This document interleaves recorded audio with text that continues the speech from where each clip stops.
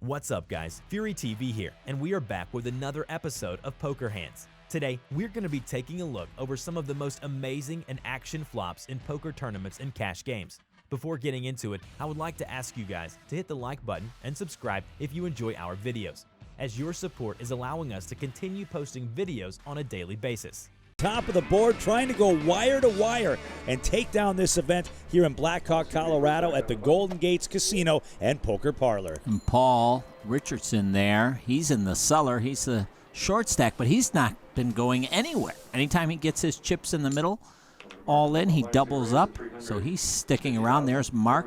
He raises it to $250,000 with pocket sevens. And we saw sevens on the hand before the commercial break. Paul was holding those. This time, they move around to the small blind, and Mark and Wendy here looking to defend in the big blind with her 5-deuce of diamonds. Yeah, Wendy, with this type of hand, it really is a factor of how many chips you have. And she's also, protecting her big blind, but she has a chip stack to do it.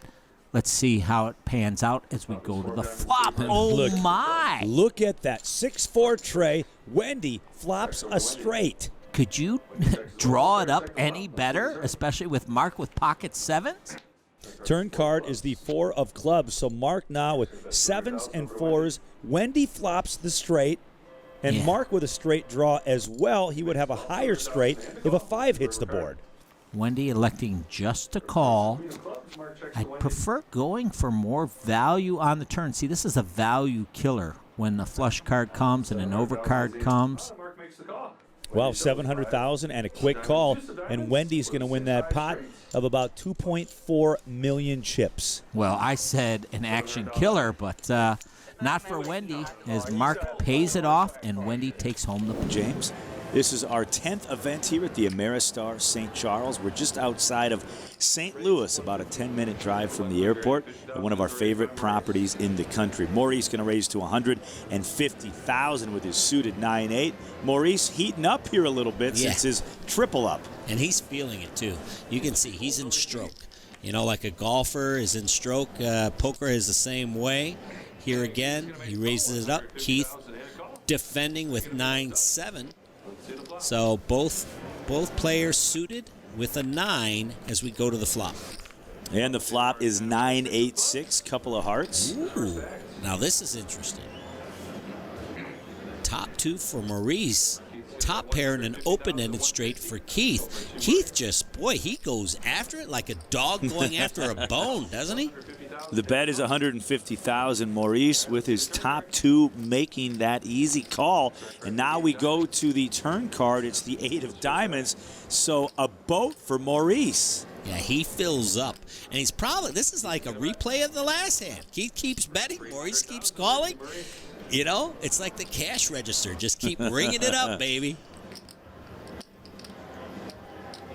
All right, $300,000. Oh, no, he and goes now for a raise. Raises to $750,000. Yeah, well, that's the other line you can take and raise to charge the draws, and hopefully they get it all in, and they do.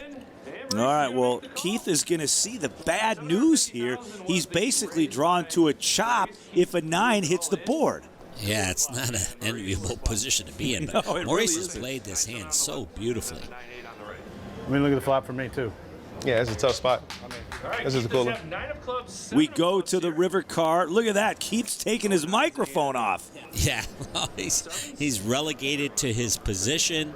And apart from a 9 showing up on the river, we are going to be heads up. Maurice, just minutes ago it seemed like, was on fumes, looking like he was going to go out. He got the triple up. 1 card away from being heads up. There it is. It's the 5 of clubs, and that's going to do it for Keith. He's eliminated in 3rd place, taking home just over $48,000. And when we come back from the news, blinds are $50,000, $100,000 with a $50K big blind ante. Heads up here as we continue action from the Daytona Beach Racing and Card Club. Daniel Silva looking down, grabbing some of those 50K red chips. Makes it $200,000. Action over to Hindi, who's been leading this tournament this day from the start, trying to finish it off here and become our newest HPT champion. She's going to re-raise to $475,000. Now, I like this. I like her taking the aggressive stand, taking the lead in the betting. And Daniel makes the call. So a 3-bet pot, 2 ways. Rich, $1 million in the middle that these players are going to be vying for as we go to the flop. And the flop is 9-6 deuce, couple of diamonds. Interesting now, Daniel flopping top pair, but Hindi 2 overcards and the flush draw. Going to continue with her lead, it looks like, pushes it out. Hindy's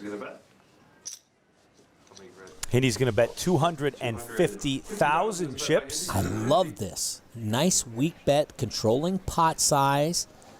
Now, Daniel, does he interpret this bet as weakness and go for a raise, or does he just flat? I prefer just flatting, but he goes for the raise to 750,000. Action back on Hindi. So now a decision for Hindi with just king high, but with the diamond draw, and she says, I am all in. You want to go to the races, buddy? Let's do it. Oh, look at that's the most animation we have seen out of Daniel. So what is Daniel thinking right here? Obviously playing this hand back in his mind, but he's thinking he's beat, and he finds the muck. It's as simple as that, James. Wow. Hindi raises her coffee cup and says, yes, I'll take those chips. And we'll be back with more exciting final table action right after this. Seems like it's been growing. It's getting up there. Again, they're putting it an extra $1 every hand on the button, but you have to win the pot on the button to win the money, and it looks like it's gone up to about $15. So sometimes it opens people's ranges up on the button a little bit. Master Plazaz, thank you. Always good to hear.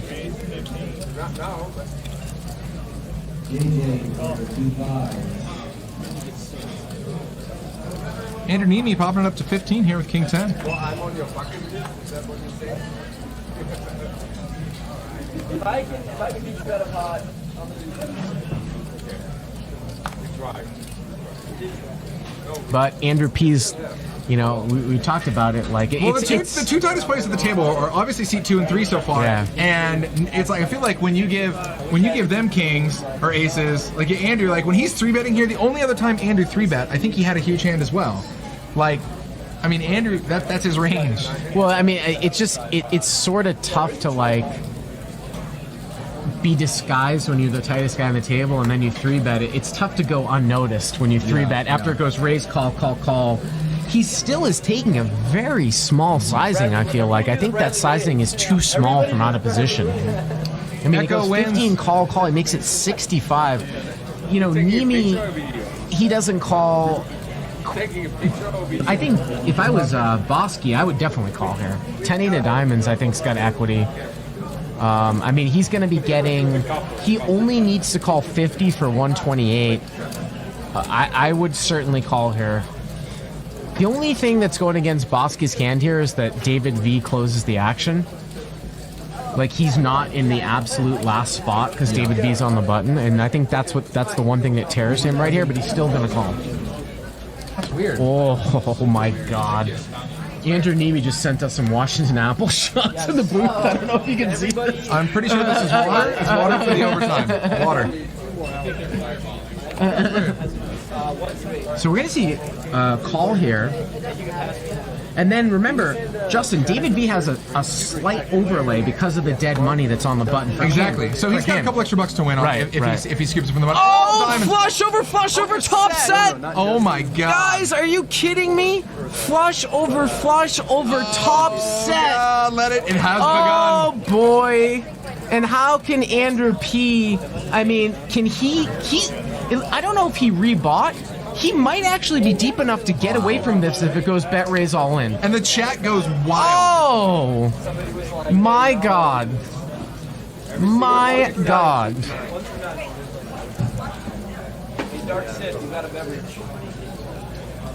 And a small C bet here with Black Kings by Andrew P. Really small. Now, Bosque's going to call, and I think David V's going to lay the hammer down. Bosque feels like he's slow playing. David V has a small flush. Yeah, he doesn't want to see any more diamonds. He wants to pop it right here. I would be very surprised to see somebody just slow play as an overcall in a 3-bet pot here with the worst flush you can possibly have. His hand is so counterfeitable that David's probably going to apply some pressure here. I imagine that this is going to go raise. I think Andrew's probably going to call. And then Bosque might just back raise all in. Although Bosque's not that deep. You know, Bosque was deeper. We might see some finagling here. Oh, and here it is, Bosque getting it in. Yeah. And I mean, if you're Jeff, Andrew's getting it in. But if you're Jeff, you can't fold here, because really the only thing that you lose to from Andrew P, I feel like, is ace queen of diamonds. That's the only hand that he would 3-bet. Man. David V didn't 3-bet pre, so you're losing to the queen high flush and the ace high flush. Bosque's got a situation here. By the way, okay, so that stack size graphic is not correct. Bosque's much deeper. He has more like 800 in front of him, right? Yeah. It says he's got 440, but he's got way more than that. He's got 800. He's got actually, with the stack behind, I think maybe 1,000. Maybe like 900 to 1,000 actually. So this is what I was saying. I thought Bosque was only 440 deep. I was like, oh, the money's just going to get in. But it's sort of a weird spot. I thought Andrew P might play this a little bit slower and just call. Yeah. And put Bosque in a weird spot. But now Bosque's got a situation where he slow plays. He gets a raise by David V. There you go. That's a much better representation of a stack there. So he's got a little over 900. He's got about 920. Yeah, I think you're right. Exactly. He's got 920. So, wow, I mean, it's game on. Pot of the night right here. He's just going to move in. Shipping it. And now can David V fold? Oh, it's so sick. Look at David V laughing. This is the exact thing you didn't want. So, Justin, let's repeat the action here. Raise, call. The tightest guy on the table 3-bets out of the small blind. I want to hear this. Hold on.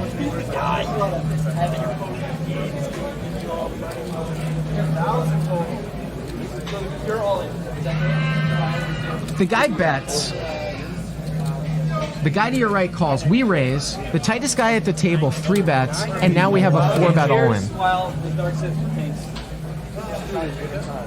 Cheers while the dark Sith tanks. Wow. And he is drawing dead. He is drawing dead. Cheers, guys. Good health. Good fun. 2 more hours of this. Cheers. Look at that. He's in the middle of an all-in call for like a huge chunk of his stack. He's just like, hold on. We got to cheers. So it looks like it is probably about...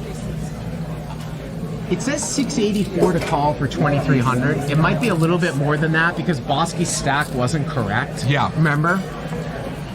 All I'm saying is the tightest guy at the table 3-bet pre-flop. He bet the flop.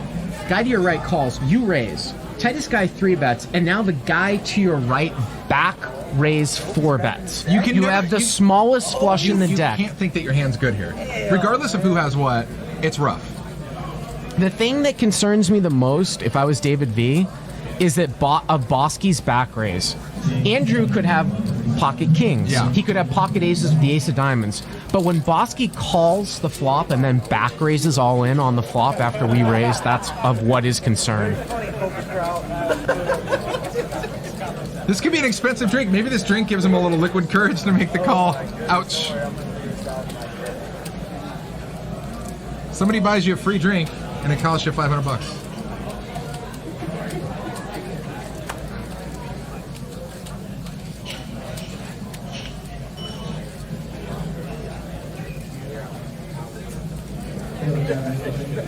We have the chat calling the clock.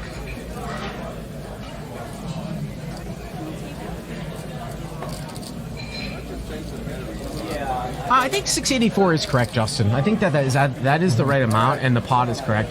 I think he's getting about 4 to 1.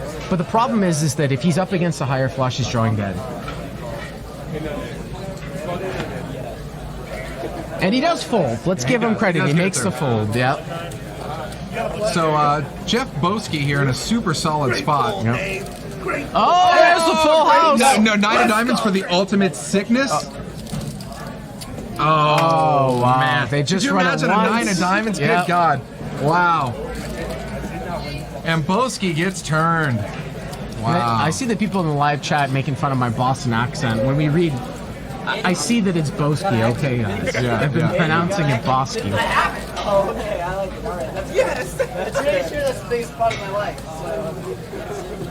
There you go. No wonder why he's excited. Wow. Those 6-9 bro. And that is going to be Andrew P. with the win. There's the stuff in the chat. Yeah. Hey, yeah. They don't have a ballet here. How do you work with that?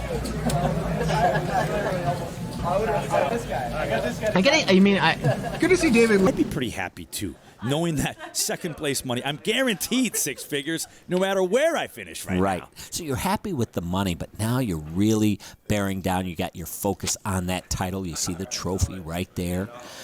Bobby, both players being aggressive with their button, which is standard, and also defending wide from the blinds. Josh defending here with the 7-6 of clubs as we go to the flop. And the flop, all clubs, king, jack, trey. Oh, fireworks here, buddy. Wow. Look at this. Josh, you never give your opponent credit for flopping a flush. It's like over 118 to 1 or something like that. And Bobby's got top pair and a kind of a weak flush redraw, so he's not going to be going anywhere. Oh, and there, no. 300,000 and an all-in and a call. Yep. All right, set us up here, Mr. Kenneth James. Well, it looks really bad for Bobby. He does have any club. He's still got 32% equity with 2 cards to come, so he's basically a 2-to-1 dog. But there's still 2 cards to come, so any club, even though Josh has got those blockers, as they like to say, will wrestle this pot away. He'll double up, and we'll continue our heads-up match. Anything else, Josh is going to take home the title. To the turn we go. Turn card, no club. It's the 10 of diamonds. So we're at about 85-15% here. Josh, one more street to go to become our newest HPT champion. Will Bobby be saved by a miracle club? Look at this. Look at the audience cheering it on. The audience is into it. The players are into it. The cash right there sitting on the table. Also the watch, the title. A lot on the line as these players are cheering, jeering. Will it be Bobby doubling up, or will Josh take home the title? To the river we go. And the river card is the meaningless deuce of hearts. That's going to do it. Bobby's eliminated. Josh is your newest HPT champion here from the Ameristar Casino Hotel East Chicago, going home with almost 200.